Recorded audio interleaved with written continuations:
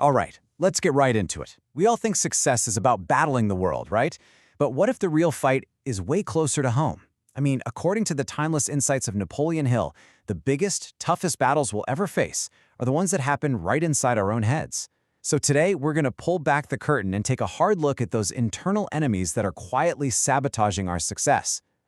So let me just ask you, straight up, what are your greatest enemies? Seriously, who or what is really holding you back?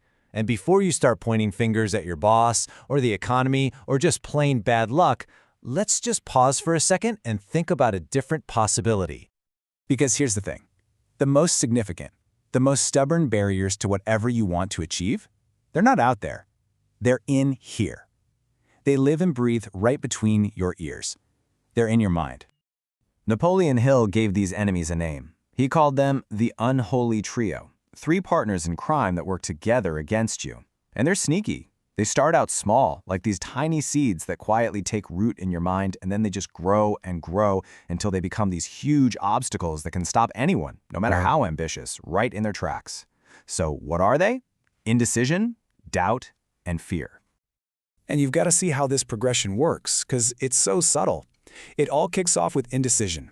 That's it, just that simple failure to make a choice. Hill calls it the seedling of fear. Now, if you let that little seedling sit there, it starts to harden. It crystallizes into doubt. And then, eventually, that indecision and that doubt, they blend together, and they become that big, paralyzing emotion we all know too well, fear. But here's the thing. This trio, this core of negativity, they don't fight fair. They don't work alone. No, they act like generals, commanding a whole army of other fears that show up in all kinds of specific and frankly destructive ways in our lives. And here is that army. Hill identified these 6 basic fears that he believed just plague humanity and create most of our worries. You've got the fear of poverty, the fear of criticism, the fear of ill health, the fear of losing love, the fear of old age, and of course the big one, the fear of death. Just take a second and think about it. How many of your own worries and anxieties fall into one of those buckets? Probably a lot, right? Now, among all of those, Hill points to one fear as being the absolute most destructive, the fear of poverty. And why is that? Well, because it attacks the very tools you need to succeed. It freezes your ability to think clearly, it smothers your imagination, it completely wipes out your self-reliance, it basically just shuts everything down. And nipping at its heels is the fear of criticism. Oh, we all know this one. It's that little voice in your head that's always asking, but what will people think? This is the reason so many brilliant ideas never see the light of day.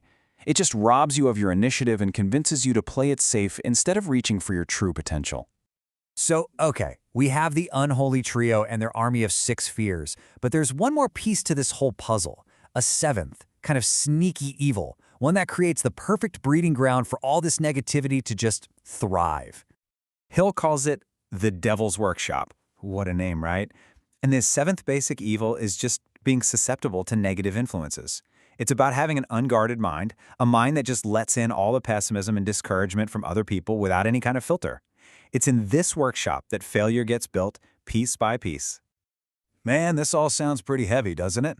We've got a trio of terror, an army of fears, and a devil's workshop in our own minds. So the big question is, how in the world do we fight back against something so powerful and so internal?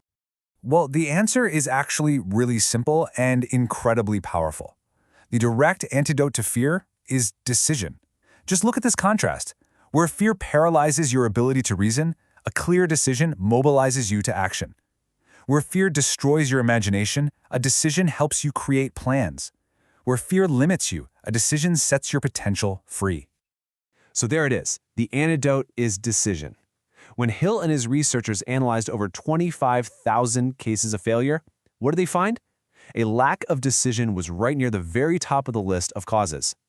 What that means is that getting good at making definite decisions, beating procrastination, is your #1 weapon against this whole ecosystem of fear.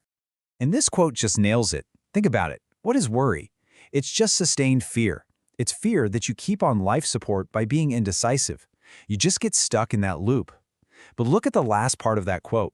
It is a state of mind which can be controlled. The second you make a firm decision, you cut the power supply, you break the cycle, you starve the worry.